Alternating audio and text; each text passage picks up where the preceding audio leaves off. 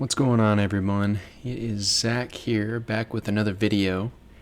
Today is January 26th, 2025.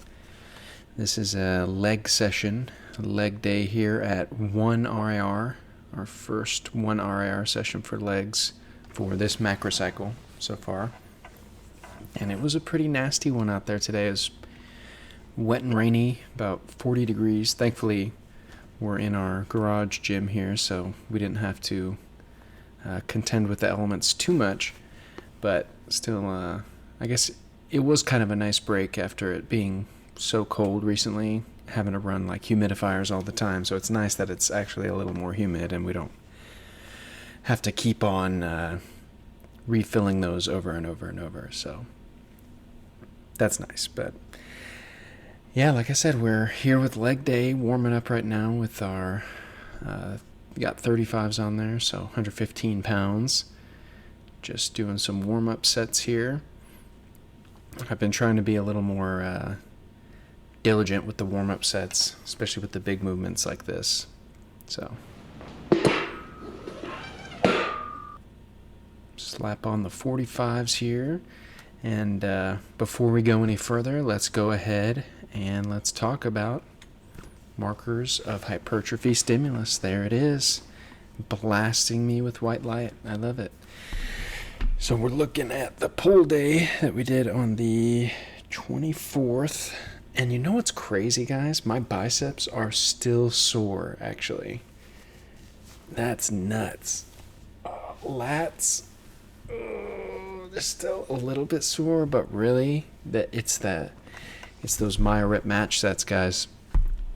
Those things are no joke. If you didn't see the video, I would suggest going back and checking it out.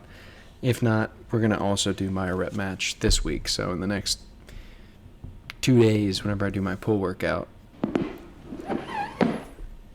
you guys get to see that intensity technique again, because I'm gonna do the same thing on pull day.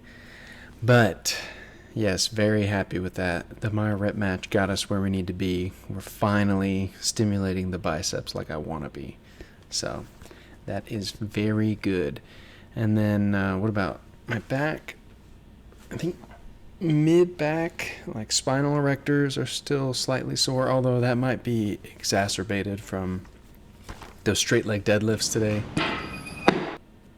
So it's probably not the best indicator there.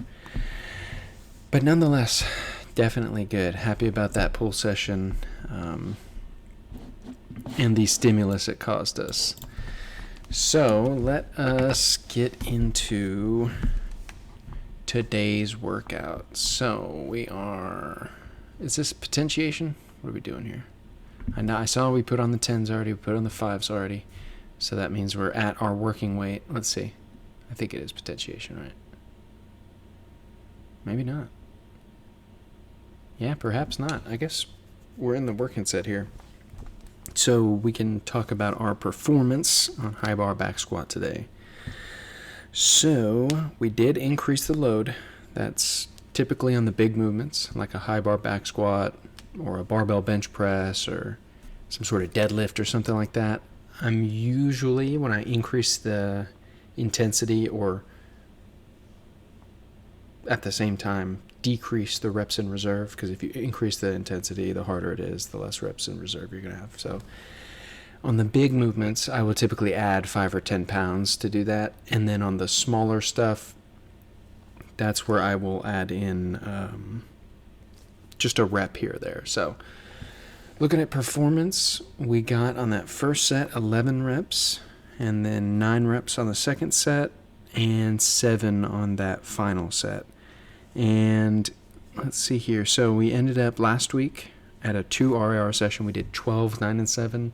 And that 12 was actually a somewhat of a fluke. I was feeling really good that day, and I felt like I could do another rep, but it ended up being closer to 1 RIR. So that's a solid showing. I think I'm pretty happy with that. So good performance there on the high bar back squats.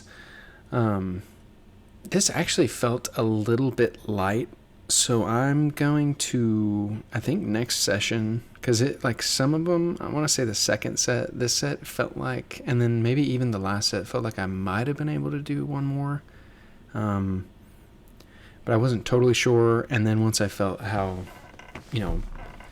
beat up or not beat up I was after, I was like, okay, yeah, I could probably increase the weight next time. So that's what I'm gonna go ahead and do. I'll go up to 175 pounds, or 170 pounds rather, for the next session. So let's go ahead and watch this last set here. This should be a set of 7. Let's watch it together and see how we're looking. So got the feet pretty well aligned there. Left foot maybe is still back a little bit. I'm definitely working on it though. It feels way better, like I've mentioned before. And you can see I'm still like making adjustments here. The weight feels right. It feels like it's over where it should be on my legs. I'm pushing up from the floor on like the entirety of my foot, so the weight's evenly distributed. I don't feel like I'm falling back. I don't feel like I'm leaning forward. So I'm pretty happy with the way this form is right now, especially with the way that it feels, but also with the way that it's looking. It still looks crooked, but it was pointed out to me. Get some weight on there to warm up, put the 10s on, warm up the straight leg deadlifts. It was pointed out to me that the camera wasn't totally straight, and where I'm putting it over there, it is slightly canted looking at me. So it's not as straight as it looks on camera, or not as crooked as it looks on camera, but it's definitely a little bit crooked.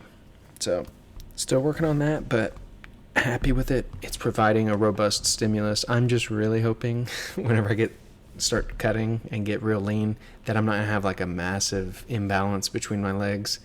But if I do, you know what?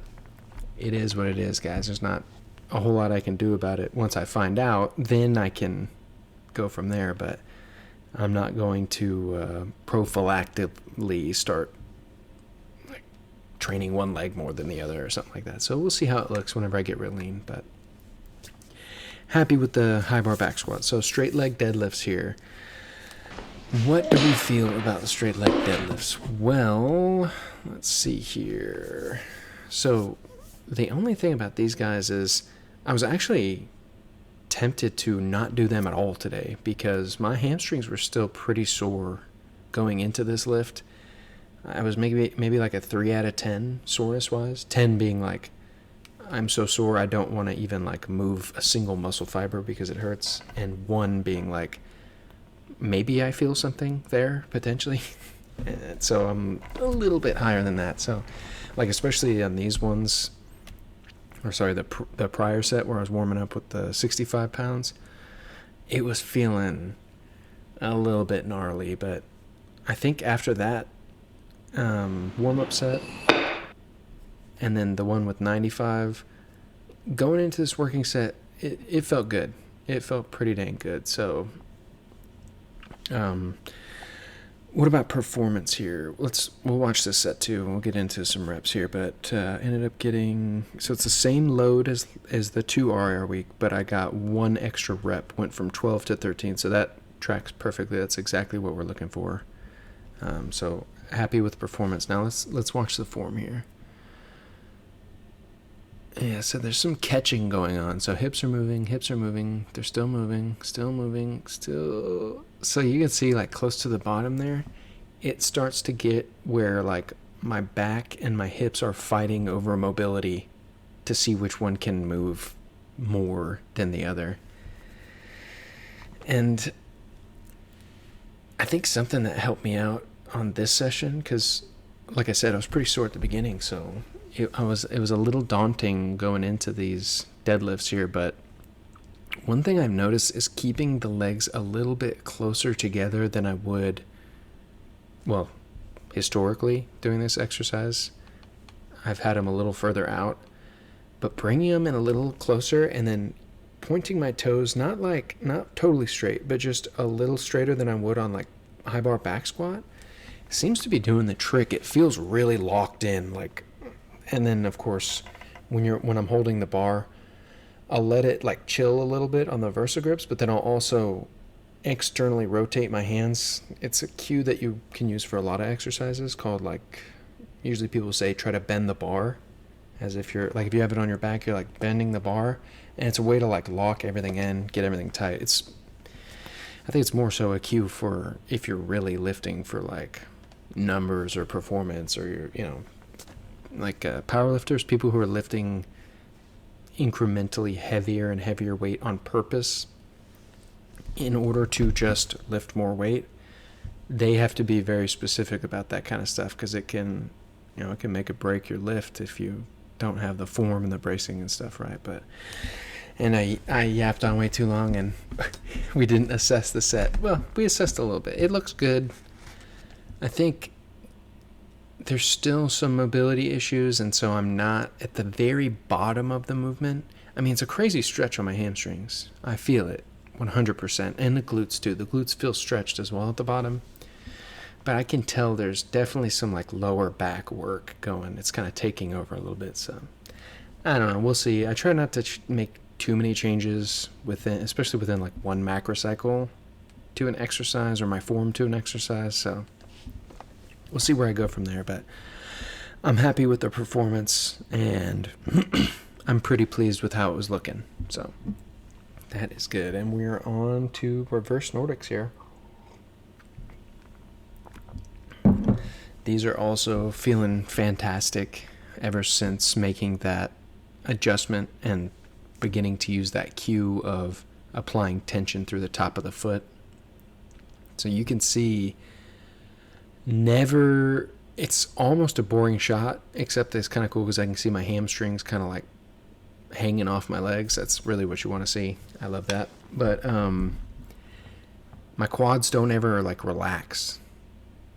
See, like before I start going down for reps, you'll see that the quads like tighten up, and then I keep them tight like that the entire movement. And guys, let me tell you, those last few, like usually, aside from once you start getting, like this week and next week, 1 and 0 RIR are special because they start hurting like 5 or 6 reps out from, maybe even more sometimes, depending on the exercise. 5 or 6 reps out from the end of your set, it starts hurting. These ones, by like 5 out, it is like fuego. It's kind of like the calf raises in that sense, where you guys know how it is when you're doing calf raises. You get like, I'll get to like 12 or 13, and it's like, oh yeah, that's starting to become painful. And it's definitely the case on the reverse Nordics here. So performance wise, 15, 13, 11, we gained 1 rep on the last set. So I'm probably, next session, we'll see how my quads feel tomorrow, but next session I'm definitely going to try to push further, because that is about the same performance. Like I mentioned, I only added an additional rep to the final set. So not the greatest performance on that one, but definitely going to adjust for that for the next session. Now, I actually didn't do calf raises because I had some things in the afternoon and evening that I had to take care of, so I didn't get to calf raises, which is actually okay because my calves are actually still sore from that one I did on the 24th. Oh, and it's probably because I did that same adjustment like these, where it burns super duper bad. So yes, good. I will probably just go ahead and skip calf raises until the pull day, and then we'll get back to the regular schedule of things. I just had quite a bit going on today, but that's going to be it for this one, guys. I'm going to sign off. I hope you all have a great week, and I hope to see you in the next video. I'll see you guys.